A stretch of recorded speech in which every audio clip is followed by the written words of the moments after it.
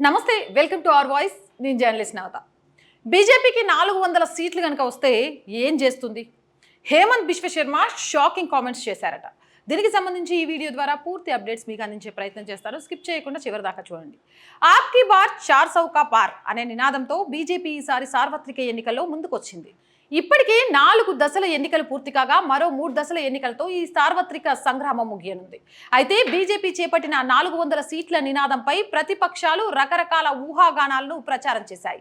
రాజ్యాంగం రద్దు చేస్తారని, రిజర్వేషన్లు తీసేస్తారంటూ నోటికొచ్చినట్లు మాట్లాడారు. ఈ సమయంలో ఈసారి కేంద్రంలో ఎన్డీఏకి 400 సీట్లు వస్తే ఏం చేస్తామో అస్సాం సీఎం హిమంత బిశ్వ శర్మ క్లారిటీ ఇచ్చారు.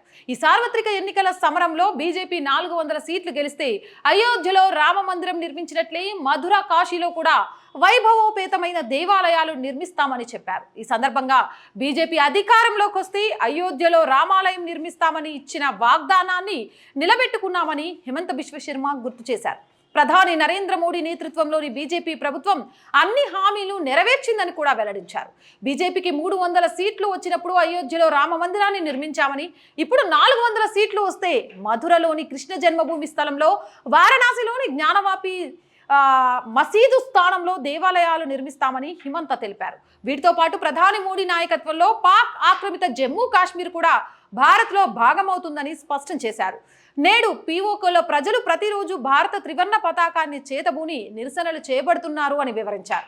రిజర్వేషన్లకు మరింత బలం చేకూర్చేందుకు బీజేపీ ప్రభుత్వం కృషి చేస్తుందని, ఎస్సీ, ఎస్టీ, ఓబీసీ రిజర్వేషన్లను రద్దు చేసి ముస్లింలకు రిజర్వేషన్లు కల్పించాలని కాంగ్రెస్ కోరుకుంటుందని, అది ఎప్పటికీ జరగనివ్వబోమని తేల్చి చెప్పారు. ఏదేమైనా కానీ 300 సీట్లు సాధించినప్పుడే బీజేపీ ఏం చేసింది అని చెప్పడంతో పాటు 400 సీట్లను కనుక సాధిస్తే ఏం చెయ్యబోతుంది అని చెప్పడంతో రానున్న 3 దశల పోలింగ్లలో కూడా బీజేపీ భారీ స్థాయిలో ఓటు షేర్ సంపాదించుకోవడానికి కారణం అవుతుంది అని కూడా చెప్తున్నారు.